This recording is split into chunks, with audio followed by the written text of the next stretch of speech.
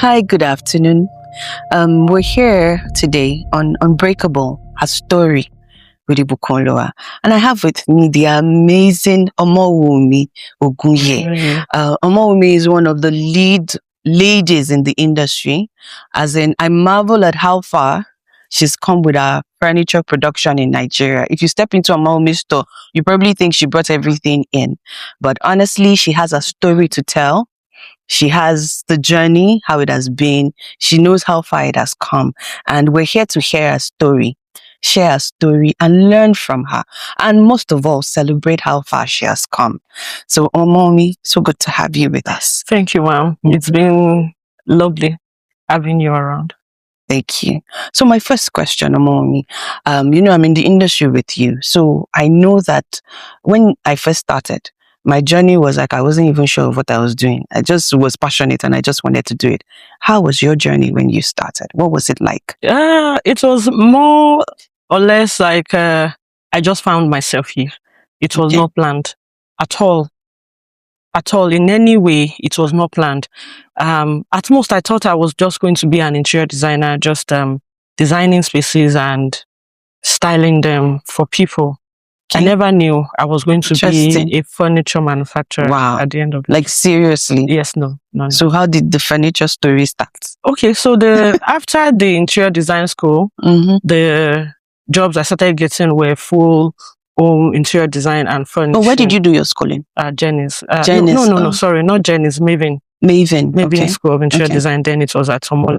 Okay. So after the series of jobs that I got, then I was spending more on furniture than any of the other items that were going to be in the space. And then having the right people, artisans to work with, especially upholsterers, carpenters, was very difficult. They were not able to interpret my designs the way I wanted it to. Then to buy furniture off the shelf, I wasn't getting the exact piece that I wanted. So I was like, okay, let me create myself. So working with the artisans was a lot of mess. I was like, okay, I will start doing this myself. I will draft for them. I will pick my materials. I will explain in details how they are going to do it. And that was how I started manufacturing for my project. Okay. So when I do this for my project, and I post online, I have customers say, oh, I want this exact piece. How much is it? And my husband was like, okay, sell to them. So I started selling whatever piece I use for a project and people request for. I started retailing it. So that was how it started. Okay. So you mentioned something about the artisans not understanding you. Can you give us a brief about what your breaking point was with them? Like, what broke you? Like, no, I'm done. I can't do this anymore. Oh, okay. So it was during COVID. Before COVID, there was this hub that a lot of people manufacture we know. Yeah. If you know, you know. Yeah. So before the lockdown, I gave this guy some money to buy items and fabricate a kitchen for me. Because I do not want to spend the money, and anytime a client pay me like that, I make sure I just distribute it immediately.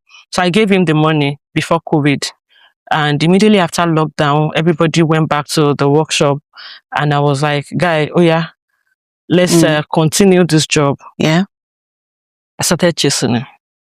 Wow. I started chasing him that it got so bad that I had to... So the chase started after lockdown? After lockdown. So apparently he had spent money during lockdown. Yes. And the client was requesting for a job because she wanted to surprise her dad with that kitchen. So I couldn't find him. And if I see him today, he's telling me one story or the other. And the management of that up couldn't do anything about it. I had to arrest him. It was just a mess. I was always crying. And my reputation was something I needed to protect. I had to go and look for another money, and I gave it to someone else. It was at that time that I said, no, I'm going to go find myself my own workshop. I'm going to get my own artisan to produce for me inside that workshop. Let me have full control over everything I'm doing. So that was how I moved away from that hub, and I set up my own factory. The first So you're telling me that this factory journey started 6 years ago? Yes. That's what you're saying. Wow. So how has it been from the start to now? It's been a journey. Yeah. It's been good. It's been, let's say, it's bittersweet. Right. But at no point did I ever think that, no, this is not what I'm going to do. Whatever, no matter how bad it gets, worst case, I cry and I dust myself up, because I'm like, what do you want to do? Which work do you want to go and do? I don't see myself doing any other thing. So I think that's the only thing that push me. I don't see myself doing any other thing aside this thing I'm doing. So I know that this is the last bus stop. So whatever it is, I dust myself and I get up and I move again. Wow. So I noticed that you have a lot of lovely accessories. When did you venture into sourcing and so you know, for interior design, manufacturing, design of the space, we had a hub too. Yes, that we all go to. So the only thing that brings it out is the accessories. If you buy the best of the furniture, if you do not style it properly, it's not going to look good. So it's still this limitation again. When we go to that hub to get accessories, you actually do not get what you want. True. Because sometimes they say, oh, we bring it in, it's too expensive. People will not buy. If you ask them, do you have this thing?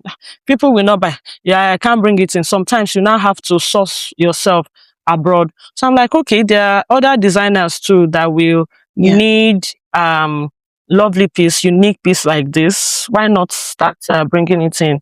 Then a lady in the industry.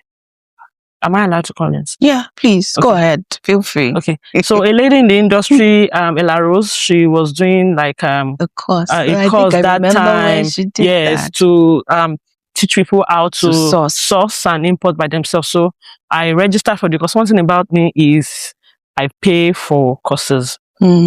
I learn, I get information. If I have the time to do it, I make sure I do it, because in the industry, you hardly see anybody give you information for free. No, you don't get information for free. Too much hoarding. Yes, the hoard.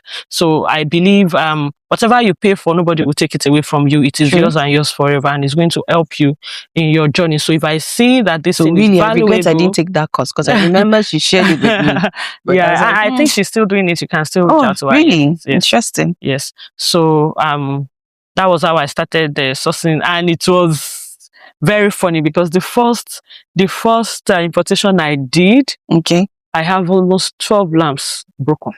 I know that experience. I was expecting very huge boxes of flowers. When the flowers came, it was just inside my account, and they couldn't say Madame Tilora Rakura. They were just whispering in the office by themselves. Oh no, come on, but looking back, that was 3 years ago. When I look at Google brought it for me 3 years ago, the first decor store we had, and what it is now, I was just like, oh God, thank you. Because sometimes it is not whatever challenges you see at the beginning, that doesn't mean it's going to be the ending. So very true. Grateful that I did not allow that situation pull me down or discourage me. So as you were saying that you had lamps, I tried something like that last year. I was in Dubai for an exhibition. So I did that. I saw some fantastic accessories. I was like, let me bring these things in. I'll use them for projects. Almost half of these doors were broken. Yeah, so, I know it can be very heartbreaking. Yeah, yes, it can. However, what did you learn from that? Well, so after, for my situation, when I saw that got broken, number one, I changed the shipping company. The shipper. Number two, directly from the vendor, that's the supplier, I tell them, wrap properly. This is going overseas. Make sure it is properly packaged before you now crate it. I don't even allow crating money to. I don't even say anything when they say, oh, you have to pay extra for crating. I crate. And since that time, even for a whole container or any other groupage, nothing gets broken. Yes, it doesn't. Just hardly. breaks. I like that, because a lot of times we make mistakes and a lot of people don't take the lessons from the mistake to say, what do I do differently next time? Yes. And from what you've just said now, you looked at it that, okay, I goofed on this. Yes. But moving on swiftly, what do I do? Yes, the that's next time? And that's what I've always been from doing. what I see, that's been your strongest point. Yeah. You take that, what can I do? Yes. How can I do it differently? What can I change to get a better result? I don't just sit down and dwell on that disappointment. I just like, okay, this has happened. What can we do? How can we salvage the situation? If it cannot be salvaged, okay, what else can I do that will give me a better result? So in the years that you've done this, like how many courses would you say you've taken to get you to where you are today? For those of us that don't like book, mostly it will be I would say course per se, but it will be like let me no, I can't do anything without mentioning these two people. Number one is Coach Tricia. Whatever it is that she's doing, business. And yes, that's a Tricia Biz. Any of our courses, any of our bundles, I buy. Really? I listen to Interesting. it. There's this growth. I hope you're listening. Growth and structure class she always have in December. Note it down. I've always been trying to go, but it's always been one reason or the other. Last year I made sure I went, and it was really a mind shifting time experience right? for me in terms of structure. Because at that time last year I was nearly losing my head because I put in a lot of work. I needed to expand. However, the structure was somehow. So attending that class made me see how I could structure properly systems and processes for everything, and made me, in fact, I now pull back on marketing to face structure. Earlier this year, we had to do a whole lot of trainings, and we had to employ a whole lot more. While we were chatting, I was telling you that I had to like double the team, just to make sure that the processes are seamless now, because you're as good as your team members, your support system. If they do not understand the vision and they are not able your weakest link. Run with it, then you've not even started anything. So I had to do that. Then shout out to he will not like us calling him a coach. That's Dr. Charles. Okay. Of Fastest Cakes. Okay. So I listen to his short videos and I pay for his classes, the marketing classes, the structure classes, HR, different classes that he has. People, if you're looking for those to really guide you on social media, there are a lot of teachers. She has recommended like two different people for you now. In fact, and it's just one, you only need one thing from whatever it is that they are saying. Okay. For me, it was Dr. Charles saying, you cannot scale with custom. You don't do custom and scale. He said, look at Zara. Look at they don't just do bespoke pieces. Even couture, they don't. You can't do. So if you want to do a lot, then stick to a design, produce it in numbers. And that was a game changer for you. I was seeing myself. That was where I was seeing myself. So I'm like, okay, I usually do custom, which takes time. Yep. Lots of effort. And at the end of the day, sometimes what you see cannot even pay your bills. And you have bills to pay, and you want, you want to grow, you want to scale, you want to expand as a business. So it's either, I struggled with it for a long time. Like, should I still be doing this? Should I still do custom? Now I've arrived at the conclusion that I will only do custom for my own project. And for people that loves our design, we produce it in numbers, and it worked for us. Fantastic. So I would like to ask a question, because I struggled with my numbers when I first started. Like, it was just about creativity. I just want to create. I just want the place to do good. You did not care whether you were spending way beyond what you didn't. So how were you when you started with your numbers? I know nothing about numbers. Yes. In fact. So is it a creative thing or? Yes, it was. In fact, if, all the clients need to do is to just tell me, oh, I love your work. In the process of us doing the job, oh my God, I will go all out. I would just want to satisfy them. I will not think if I'm making profit or not. They did not pay for this lamp. If we add lamp, it would be nice. And let me now carry my lamp after we are done with the project. I will leave it for them. At least the client said they love it. It is client nice. Satisfaction was just it. Yeah. So when did it now dawn on you that, Auntie, you're running a charity, you're not doing business? 2021. Okay. So you can't do business alone. So I employed a lady, my accountant, and she was the first person to say, "Ma, we're not making profit. I'm just playing." Yes. She said, with this number. So it just seemed like you were busy. Always working. And my numbers were good, but I wasn't making profit. It looked like there was money. There was no money. And then again, I now employed another lady, which is currently my PA now. Okay. That lady, sell this for 5 naira. No, it's 7 naira. And she will sell it for 7 naira. So you see that she's a good salesperson? Yes, she's a good salesperson, and she was good with costing. She knows that if we sell for 5 naira, it's just as good as you just doing charity. Yes. But I was considering people like, oh, will they be able to afford it? And our products were good. They could pass for more than that 7 naira. She knew that. And she was like, these people, they know what they are coming to you to buy. They are rushing you because of this price. It will not be bad if you price properly. And aside her, my coach too started talking about pricing and your numbers. And when you want to scale, my client said it's good, we not buy you machines. My client said it's good, we not pay your rent. Very true. My client said it's good, we not and pay that rent has to be paid. Your salaries. There's NEPA bill. There's rent. A lot of bills.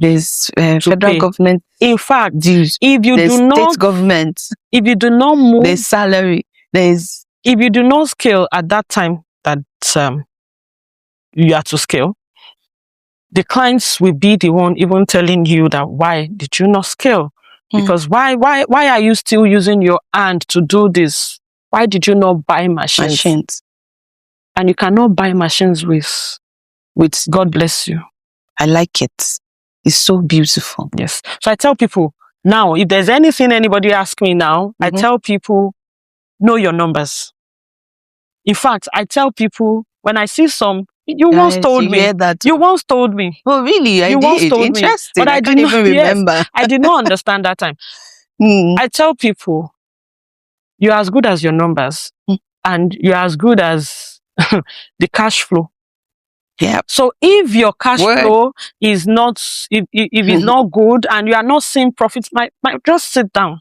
Just sit down. Because at the end of the day, the clients you are trying to satisfy will still be the one to go to those people that they feel are pricing well to say, oh, this is better than yours. Yeah. Because in this business, it is so much capital intensive and you need money to push the business. So know your numbers, know your costing is more than, and this person is selling this. No, don't look at anybody. Look at you. How does it, how much are you paying in salary? How much is your rent? How much are you getting your materials? Where are you getting your materials from? In fact, even if you are getting the same material with A and your costing is not the same as A, please, you can sell at your own price. Don't look at anybody. Don't.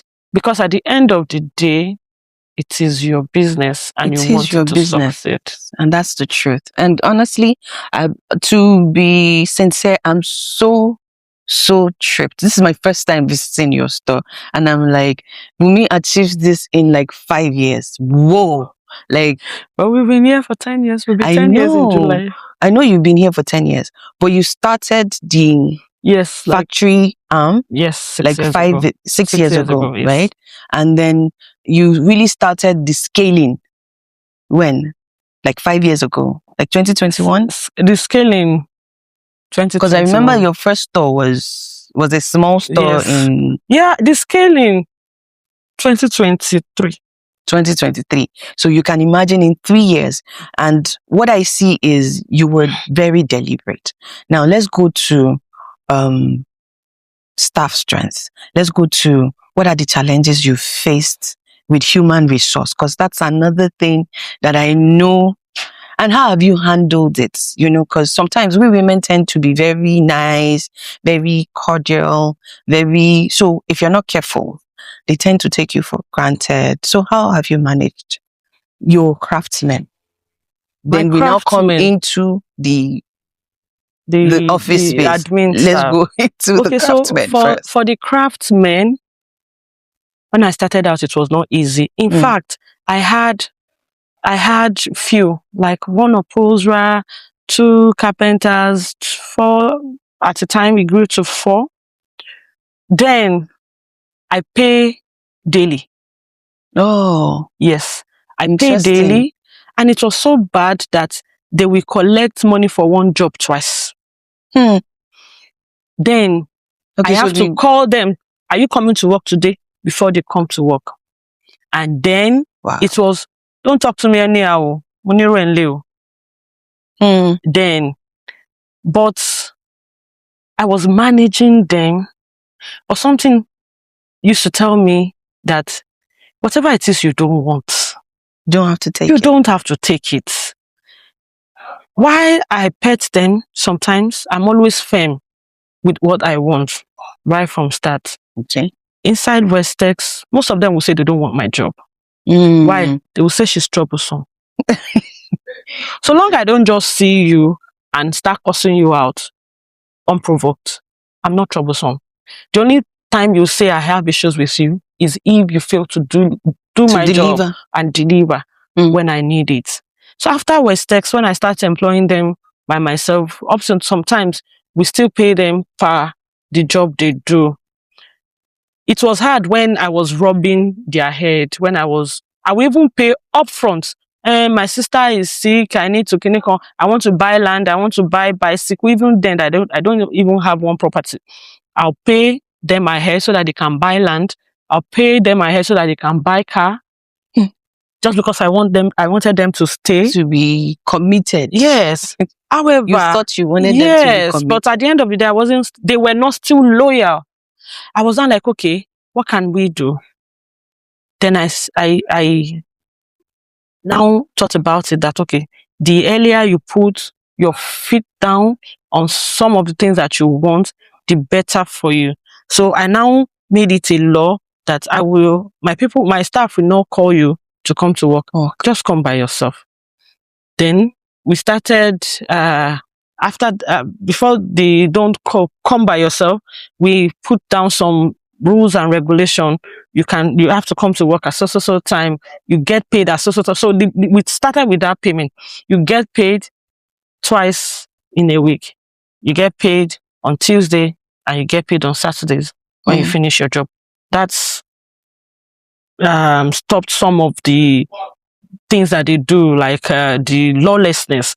It reduced it a bit, and it was able to keep them, but we were paying well. Okay. We were paying well.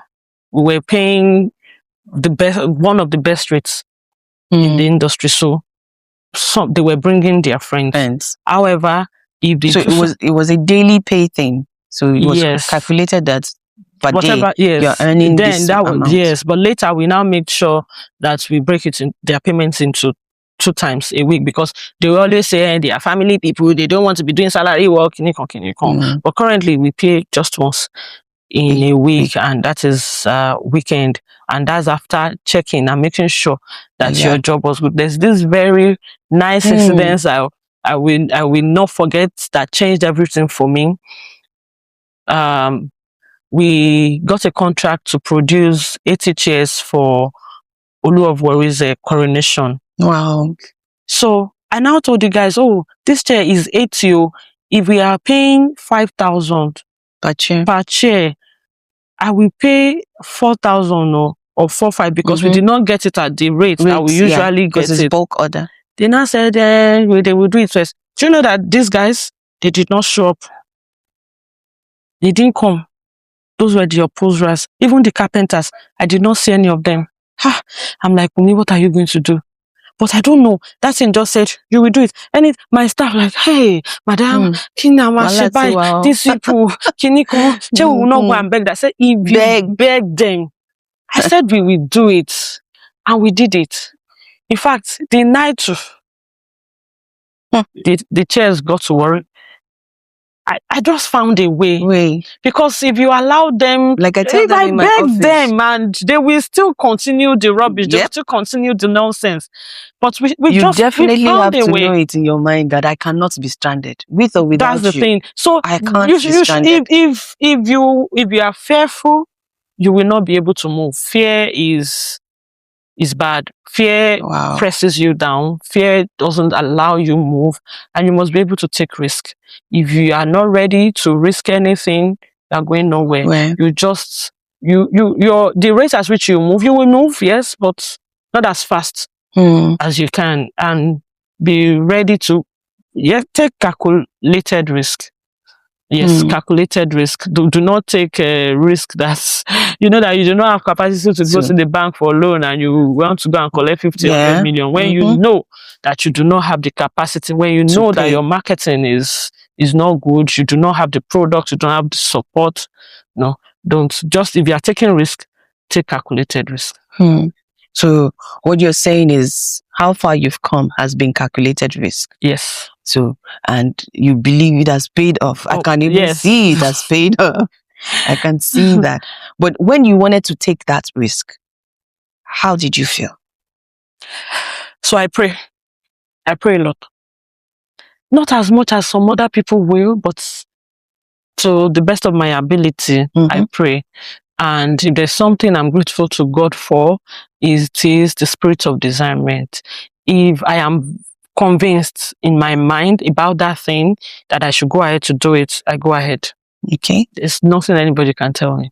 If I am convinced in my mind to do it, and then if there's any job that small, still voice like tells you not to do, if I do that job, I'm in for it. So sometimes you learn how to listen. You know, there's some things you cannot do by yourself alone. You still have that God, spirituality factor from what you do. Yes, so nobody. Bible Edge is God's own business. I tell everybody.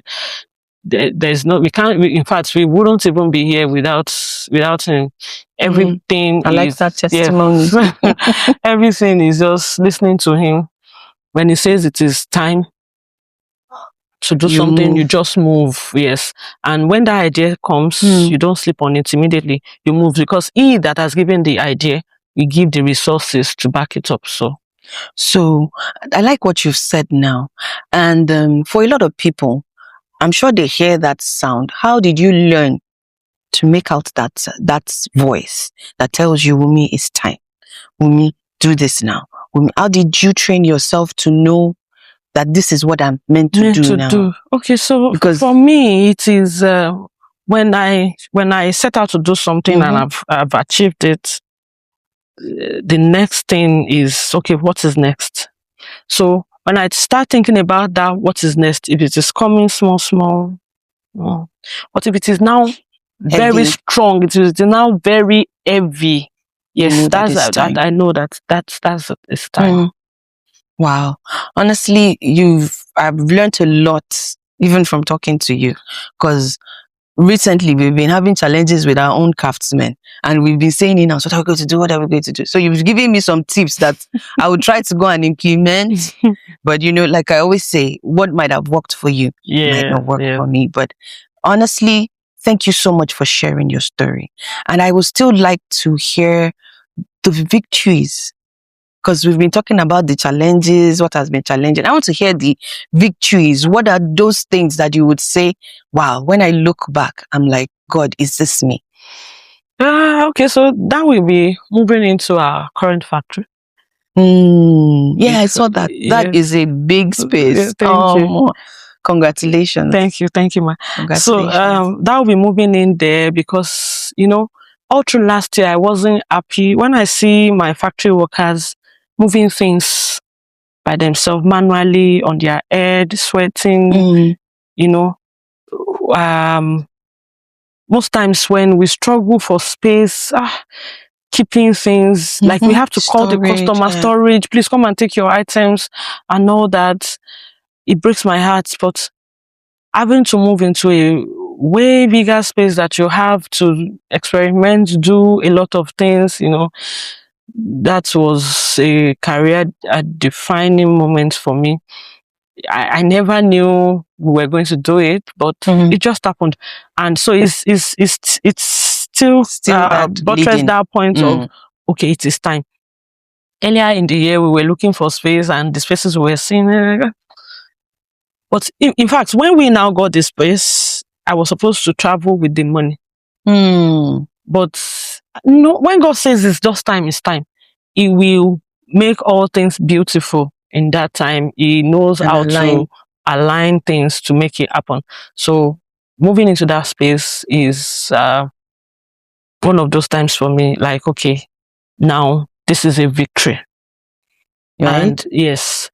And now with the victory comes the challenge of, okay, how do you fill it up with people, which we are working on, and we know that it's going to happen. Oh, definitely. Yeah. The space will fill out. Yeah. That one doesn't have a choice.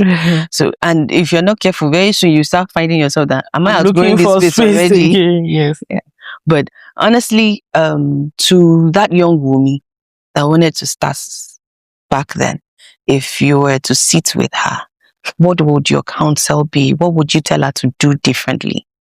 Or to that young girl out there looking at you and saying, see how beautiful this is, see how this, see how that. What would your counsel be to them? It will be follow the process. It will be, you cannot jump.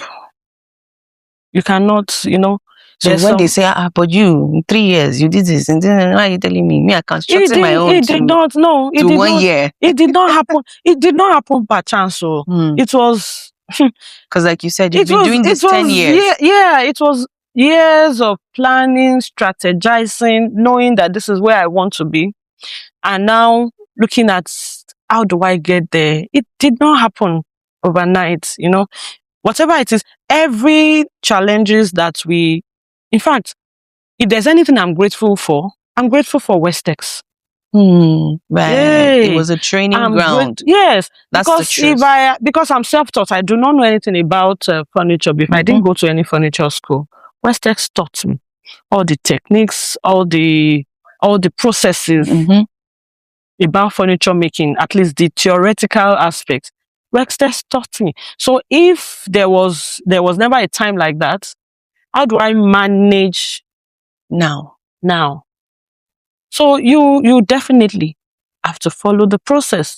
You will follow the process. You don't have a choice. You don't have a choice. Except even if you do not follow the process and you say you want to go and learn, even if you go and learn the theory, the theory, the practical aspect will still humble you, because those guys that are even doing the job, sometimes I still point out to them that this is how to go about this. How did I learn it? From the things I have seen before, and from the YouTube or some others. Developing yourself. So you have to go through that process. It doesn't come easy. It doesn't just happen. No, it doesn't just happen. It's a process. You have to follow it. Thank you so much for sharing, because honestly, I look at it and I say to myself, everybody has their story. And this your story, you've shown me the resilience parts, the parts that you had to cry. Sometimes you still cry. The crying has not stopped. There's some days that you still have to cry. But the truth of what I hear in all this, it has been a walk of faith. A walk that this is where I'm going. And I know I will get there. And outside that, there has been deliberate steps too. So it's not just faith. Like I tell people, oh, I have faith, I want to do it. And then you just sit down and expect the thing to drop. No, it's not going to drop. Yes. There are things that you put in place. You took courses. You looked for people that could train you. You looked for things that you could do. And all of that has paid off to what you have now. So what's the next thing for Wumi? Still expansion. Okay. scaling. So recently, when I look at Chinese factories abroad, when all those ladies are speaking, come to our factory, we produce this. You want to set up your hotel, you want to set up your residence from start to finish. So that's the dream. The dream. And it will happen. Amen. It will happen. Thank you so much. Just give us your final words. Like, what would you like people to take away from this conversation? Okay, from this conversation, I would say, whatever it is that you set your mind to do, you can do it. The Bible says, as far as your eyes can see. So you have to visualize it, and you have to know that it can happen with the help of God, and consistently working on your dreams. It will happen. Thank you. Thank you so much, Wunmi. And thank you, everybody, for joining us on this episode of Unbreakable. You've heard our story. I'm sure Wunmi just gave you tip of the iceberg. I can tell you the truth. She just gave you tip of the iceberg and made it sound like it was just... No. Those seasons have been gruesome, because I know I can relate with what she's saying. When she's talking to me, I can understand when she's saying they disappointed, they did not come. I can imagine that project for the Warriors coronation was a major big deal for you. Yes. And then they disappointed you. Yes. It felt like, I can imagine how you felt at that point in time. And I'm sure if we trace back, there's been so many things like that felt like milestones. And it was at that point that your craftsmen decided that we want to winch you today. Yes. So I know that the journey has been tough. I know you've had those moments that you've asked yourself, how did I get here?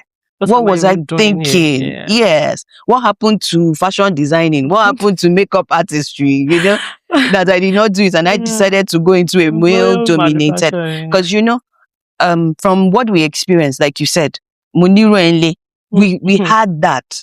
We had that back to back. But now they cannot tell you that anymore. They don't. They can't. And it's just to encourage you out there. No matter what your struggles are, no matter how hard it is, don't ever forget, your vision is valid. It is valid. And it takes you working to achieve your vision. You will have the victories. You will have the battles. You will have the cry season for a woman. Maybe men, I don't know if men cry. But for us women, we go into our closet and we shut our eye and we cry. We have those seasons. But honestly, there's also the victory seasons. Because when you look around you now, you just think, I've got so much to thank God for. Follow your process, like she said. Know your numbers. Don't ever forget. To that young girl out there, dreaming to be a bevel tomorrow. You are dynamic. You have all it takes to do this. Go out. Be unbreakable. You can do this. Thank you for joining us.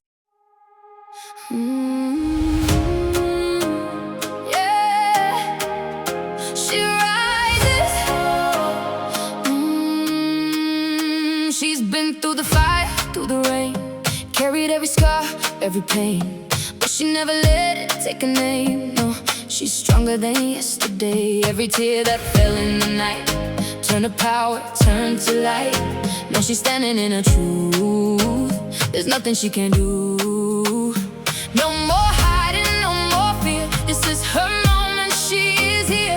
Every voice that tried to break her down couldn't take her crown. She's unbreakable, unshakable, rising higher than before. She's unstoppable, undeniable. Now she's walking through the door. Every story, every scar made her into who she is. Now she's shining like a star. She's unbreakable. She won't fall again. She will rise again. This is her voice, this is her fight, this is her moment, this is her life.